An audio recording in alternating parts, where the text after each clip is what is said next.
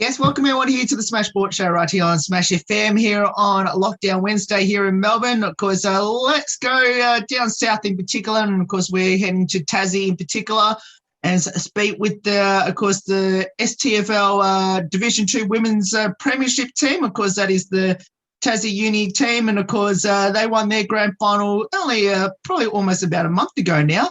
And we've got four very special guests joining us right now to tell us a bit about it. Thanks all four of you for joining us. Thanks for having us. Well, I will get all four of you to introduce yourselves and tell us what position all four of you played on grand final day. Okay, well, I'm Mariam, or Mimi, and I played in the back line on the grand final. I'll go next. I'm Annie Lord, and I also play in the back line, centre half-back usually. My name's Sam Rose, and I play through the midfield. And I'm Ollie Dove, and I'm also in the midfield. Tell us, how was the preparation like going to grand final day? Well, it was actually pretty relaxed. We just purposefully kept things as calm and as casual as we possibly could, not trying to put too much pressure on the team and on the girls, and just trying to treat it like any training session. There was obviously a few extra nerves that we were contending with, but I think that kind of calm approach really helped us on the day. Tell us a bit about the season up to the grand final and the run. Did you finish on top of the ladder or in the top two, so you got that double chance? Yeah, I can take this one. Yeah, it was a really close season. The whole Division 2 was really tight this year, with three teams in especially sort of fighting for that top spot. So up until the very end of our last home and away match, we didn't know if we would end first, second or third on the ladder. So we could have got a double chance at home or got a double chance away, or got a home semi and not had the double chance. It was so close, and it kind of relied on Cygnet beating Lindisfarne and us beating Lauderdale. And luckily we managed to beat Lauderdale, and Cygnet, thankfully, as well, beat Lindisfarne, and we finished top. So we got to get that double chance, which was amazing. The top three teams actually ended up on the same points, and we were only separated by percentage. So we ended up taking that top spot by the skin of our teeth. I have to ask, how was the nerves like on grand final day? Not good. Definitely not good. I couldn't eat or anything, and I couldn't stop pacing. But everyone else calmed me down pretty well. But I think we were all pretty nervous. I think I had I remember feeling oddly calm. It was weird, the opposite of usual games. I think my body went into I don't know, the opposite, shock or something. It was weird. I was oddly, calmer than most games, I think. Now, watching that game, the reason why I asked about how was the nerves like on grand final day, because I guess to me, it didn't seem like you were had a real focus on the game and not let anything get in the way of getting to that ultimate goal. So how was it like, and when was the moment in the game that you felt, cool, we've got this under control, we get to, I guess, enjoy the moment, even though obviously you just want to keep playing on to win it, but get the chance to enjoy the moment knowing that you've completed the premiership? Only the last 2 minutes. Yeah. That's what I was going to say. Maybe not even then. I think I remember looking at the clock being just hold it down the other end. Don't let it come to your ass. Oh my God. There's 2 minutes left, and I was just watching the clock. Yeah. When we snapped the 2 quick goals in the third quarter, I felt pretty good. But then towards the end of the fourth quarter, the ball was a lot in our end, and we were defending a lot, and I remember being very stressed at that moment. But then I looked up and I saw we had 30 seconds left, and I was like, no way, we've got this. I think that was the moment I was like, wow, I've been talking out my mouth guard and everything, and I was like, you got it. I was ready to go. I was just ready for it to get over. So going from the nerves of the grand final to the end of the game when the siren sounded, and your team got over the line by, I think it was just under 2 goals, I think, off the top of my head. How was it like at the siren? Absolutely surreal. It still at that point didn't quite feel real, like we'd actually done it. It had taken a huge effort to actually just get to that point, and then to finally have the relief of being able to call ourselves premiers is just, it was a completely surreal feeling, and it's just so hard to explain. I cried. So if that's any like if that's any explanation as to how I felt, it was overwhelming. And I think it's hard not to mention Jerry, our coach, like finishing up his 4 years with us. Like, I think that a lot of us were playing for him. I think that was huge for me. He was in my mind a lot throughout the game. An amazing coach, and obviously everyone wanted to like get that win for him in his final game for us. Like, it was just an extra bonus, I guess, an extra thing to play for. Yeah, it made it extra special, the win, knowing like we did it for us, but also, yeah, a lot for Jerry too. Did any of you get the chance to watch the grand final back? Yes. So many. Yeah. Oh, maybe So even many 3 times. Yeah, we were lucky enough that they actually live streamed our game, and it's on YouTube for anyone to go back and watch it 1,000 times, you know, when you want a bit of a lift in your day. So I've definitely watched it a few times. Who got to hold the Premiership Cup first? Oh, that was me. Captain's man. That was My me. captain. So, It was great. okay, we'll just pretty much answer that question as well, which is, how good was it to hold the Premiership Cup with your, obviously, your Premiership coach before the whole team swarmed onto you, which I must admit they definitely did. Yeah, I was very enthusiastic to come over as soon as I could to get a piece of the cup. But it was there's actually a photo that's floating about of Jerry and I holding up the cup, and it was such a special moment because I've played with Jerry as head coach for the past 4 seasons now, so we've become pretty close, and I know how much that means to him. And like, look, it meant a fair bit to me as well. So yeah, to be able to hold that cup up after all of the hard work, all of the blood, sweat, tears, all sorts of things that had gone into not only this season but the 3 seasons beforehand was so special. Now, I can see all you wearing your Premiership medals, I'm pretty sure, which I'll get all you to show it to us now. There they are. So my question I want to ask all you is, how long did you wear your Premiership medals around your neck for, and did any of you sleep with it? Oh, I haven't taken mine off. It's been on the entire month. 1 month later. Yeah, this is part Every of me now. photo is just the medal's always there. Yeah. No, I think I kept mine on all night. I think I was too scared of losing mine. I wore it to work the next day, but then kept it at home. Yeah, I hang it just near my bed, so every morning when I wake up, I can see it. You know, I wake up to the medal. It's quite nice. I'm the same. We also got hats too, though, so we can wear them. Oh yeah, we got hats. Shout out to the hats. Yeah, all right. If you don't mind wearing the caps, if you got the caps with you as well for the rest of the interview. We'll come prepared. Oh. I know, absolutely. It's so, you know, if we're just walking on the street, everyone can know what exactly we did this year. It's pretty cool. The cup. Now, I know you're not meant to do this during COVID time, even though obviously Tassie hasn't had many cases. My question I want to ask is, did any of you get to kiss the Premiership Cup at any stage? It was a drinking game involved. Yeah. A couple drank out of it. I think all of us did, but I think the whole team ended up drinking out of it. Yep, that was carried around. Yeah, so everyone got a little piece of it, you know. Got to share it around. Yeah, absolutely not. No one did that. We're definitely all on top of it. Did the cup go into any, interesting places throughout the celebration of the week? Did it come to Silly Sunday? I don't think it did. Yeah. Jack, yeah, they did. I was there. Then yeah.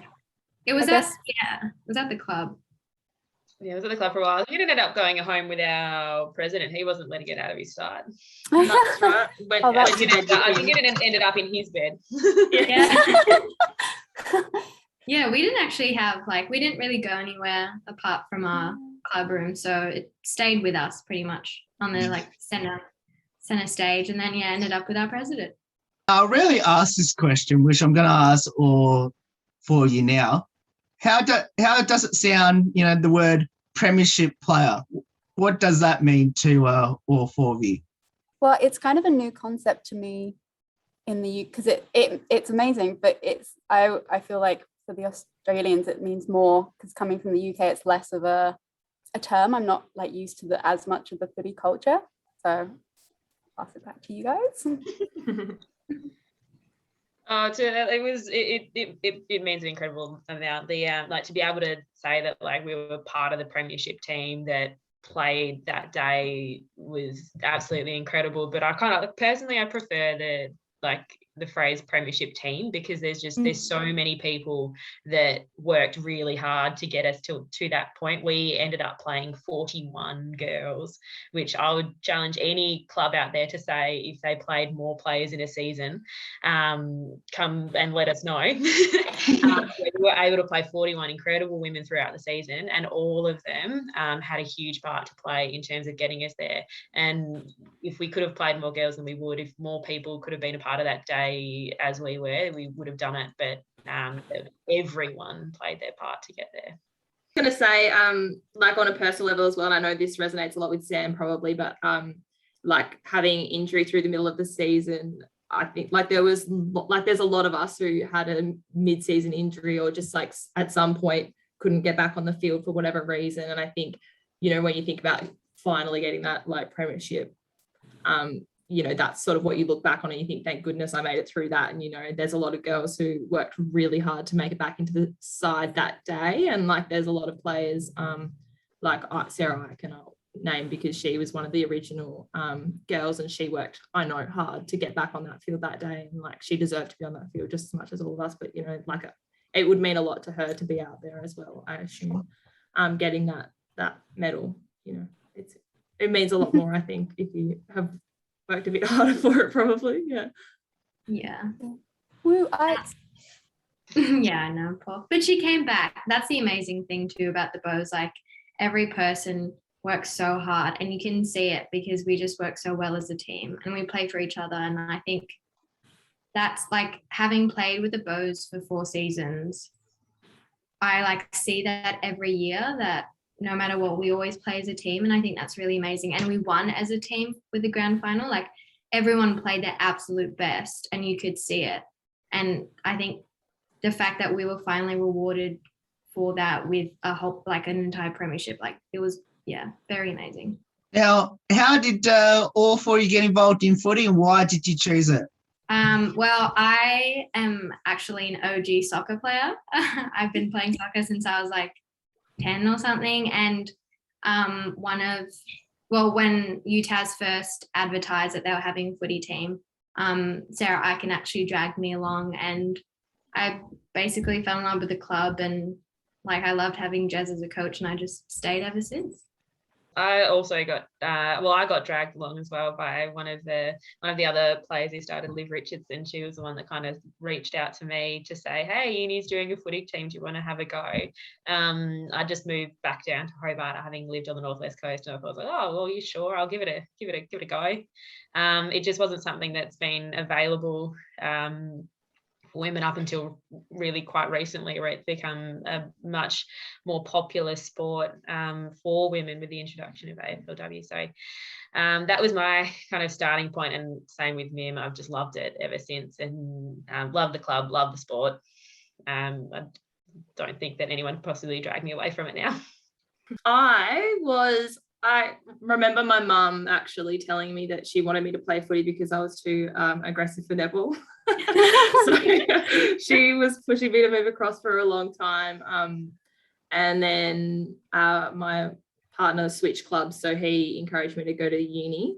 And yeah, I think I stayed because I think it's different to other sports. There's just like Erin Chivers, our other coach, once said, it's the community you didn't know you needed, or something along those lines. And I think that just like speaks volumes. Like the team, we're so close. When you get closer each year, I think it would be so hard to leave now, and I wouldn't ever want to. It's like the best sport and the best club to be at. So that's why I stayed.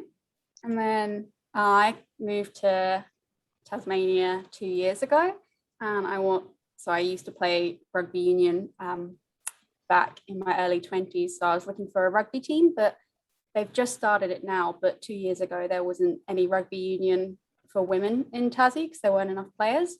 And I've lived in Brisbane as well. And back when I was there, I wanted to try footy, but didn't have the chance. So I saw that there was a university women's footy team. And I was like, cool, that sounds like fun. And then equally, like everyone else, loved it. At first, it was kind of hard to transition over because it's similar but really different at the same time. But I've loved it. And yeah, it's absolutely great having that, as Annie says, the community and the big team vibe to go to, especially considering my first season was during the lockdown and the pandemic and stuff. So it was just when training was coming back and the season was pushed and things. And it was just great having training to go to twice a week and get to spend time with everyone. It was really like the highlight of the crazy year. Mm-hmm. I would personally just like to say a huge thank you to the rugby union clubs for not putting a uni team in. Thankfully, always come over, and she's been absolutely stellar. Picked up footy really easily, so that's been fantastic for us. Thanks, Sam. Sorry, rugby. So what does the sport of footy mean to all four of you, and especially being there at UTAS? So yeah, footy is now, like, I feel like a huge part of all of our lives. It's through winter is basically the only thing I think that most of us talk about. We train twice a week, we play on the weekends, we live the sport, we're so close as a team, it's like a second family.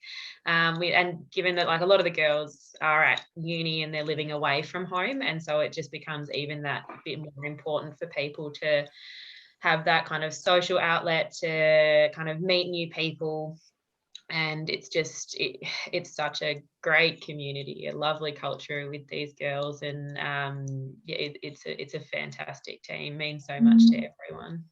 Yeah, pretty much exactly what Sam said. Like I mean, it is an amazing sport, and the sport itself is a lot of fun, and there's not actually a lot like it in like how intense it can be and just everything to it. But I think it's mainly like the people in the sport that make it, and the fact that uni like just has an amazing culture. I think it just, I don't know, it makes you want to stay, it makes you want to play at your best, and I think that just, you know, it means a lot to a lot of people. So our reserves coach once told us how much it meant to his young daughter, to watch our team play. And I think for a lot of us, I've heard my teammates say how gutted they were when they were younger to be able to watch their brothers and fathers play, but not be able to play themselves. So the fact that women can now play, and it's such a competitive league and starting to be taken seriously, it's just fantastic the way the SFLW has grown. And to me, it means quite a lot to be a role model for those girls on the sidelines that are watching us and knowing that they can join in one day and that there's a future in footy for them. I was going to speak along those lines too, Ollie. I think when I think about like what footy means to me, and I think about like how empowering it was when I first started. I think it shocked me, like, you know, knowing that you can, you know, withstand that tackle, and you can lay a tackle, for example, like, and you can learn a new skill like kicking when you're 20. Like, it's just so empowering. And, you know, I think you think about yourself differently. I personally do, you know, like I've surprised myself, I guess. And I think it means a lot to women to have that feeling and like be able to, you know, watch your partner play and then, you know, you go and do it too. Like, it's just, empowering is the only thing I can think of to describe it, really. What will be your advice to people that should get involved in footy, especially down there with the defending champs in UTAS? Do it. Just do it. Just try. Even if you like end up not playing, like at least you tried, because you never know. You might love it. You might hate it. Doesn't matter. But give it a go. I was just going to say, you can always start with like a non-contact version, like AFL 9s, test the waters, and then slowly then build up, and then bam, get into it. Yeah, and a lot of like girls just train during the week and don't actually play matches because they don't want to or they don't have time. And I think that's a great way to get into it as well. Definitely. One of the huge things I think about our team is that there won't ever be a person that's turned away. If you want to come and try football, if you want to come and have a kick, if you want to see if it's for you, then just go and, come to us. If you're in Tassie, go to any of your local clubs. Like, just have a kick, have a go. If it's not for you, it's not for you. But I think that everyone should try footy. It's just, particularly in Australia, it's just such a huge part of the Australian culture. Like, it's everywhere. Everyone knows football, and it's such a unique sport. So I think particularly for women, it's something that you need to try at least once. That's my advice too. Just try it, because I think you'd be surprised how much you enjoy it, because I was. Now let's finish off with a couple of light-hearted questions about your teammates. Anyone can answer this one, these ones, which is who had the most embarrassing moment on the field this season, and what was it? I think we all know. Off the field or on the field? On the field. Pretty safe. On the field, yeah, great. Ollie, yeah. On the field. Yeah. And it was videoed and live streamed, so you can rewatch it on YouTube over and over. And Michaela Lack made it into a TikTok, so anyone find it there? No, I got in our grand final, I got a spectacular falcon that knocked me off my feet. Just so hard, and knocked me to the ground. And then horizontal before you hit the ground, like it was absurd. I can't believe you got straight back up. Yeah. She got straight back up. Yeah. That doll that you just punch and just pops right back up. Wasn't even phased.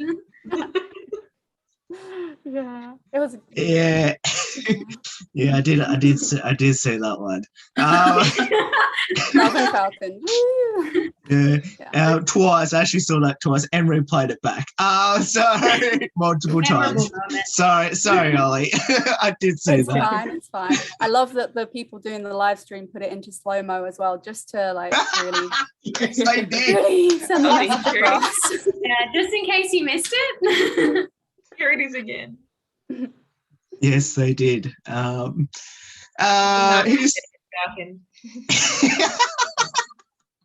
who's the comedian, the best singer, and the best dancer on the team? Faith Thompson is the best dancer by far. Oh yeah, good one. She is a good amazing dancer. Yeah. Maybe Bonnie up for the comedian. Yeah, Bonnie comedian, 100%. Yeah. We'll crack you up. Most of the time, not on purpose. Not on purpose. She's just rare. She's like the stuff that she thinks of, I'm always surprised. We've played with her for like 3 seasons, and I'm still get surprised at like every training. Yeah. I think my personal favorite was when we have these dinners where everyone's meant to bring some food. Bonnie rolls in, she's in the army, brings her leftover army rations, but all out of date for us to try. Excellent, thanks for that fun dehydrated cheese, can't wait. And also I think she's been through about 2 tops during training. She just gets so into training, she just rips that top off. Yeah. She's like a She-Hulk. Fabulous. So strong, like you would not want to play against her, but like also very sweet. Like she's like, cuddly Hulk. Yeah, and unfortunately, I don't think there's really anyone on our team that is blessed with a particularly good singing voice. Not that we found out yet. Or anything to go by. No, Yeah, it might Maisie be should. Maisie. She's in musicals. heard Like, it. we should get Maisie to sing. Yeah. I think she might be a secret. We should go to karaoke. Yeah, I think we should just have a night, have training off, go to karaoke, assess everyone's singing talents. Do either of you have a pre-game superstition or ritual? I have to have toast for breakfast.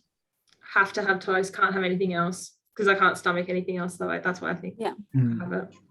Well, actually, Ollie got me onto this, but we normally have like player profiles, and one of the questions is something that you have to try. And she said to clean your mouth guard like you brush your teeth, like brush it with like and clean it with toothpaste. And I never thought about that in like years of playing sport. Never thought about actually cleaning it like that. And I remember I started doing it this season, and every time I did it, we won. And then I forgot to do it once when we played Port and we lost. And after that, I have never forgotten to clean my mouth. So we owe the grand final to Mimi, brushing her mouth guard. Thanks for the win. Thanks, Ollie, for introducing me. Thanks, Ollie. You're very welcome. That's because in rugby, I never cleaned it and I regretted it. So Oh, I've right. learned, like, not even once. Who was the MVP of the post, obviously the Premiership celebrations? Maybe Sam. Did you last the longest, Sam? I think you might have. You end up locking up. I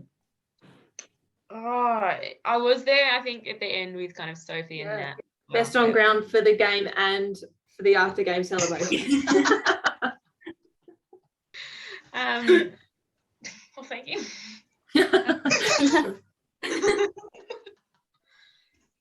Oh dear.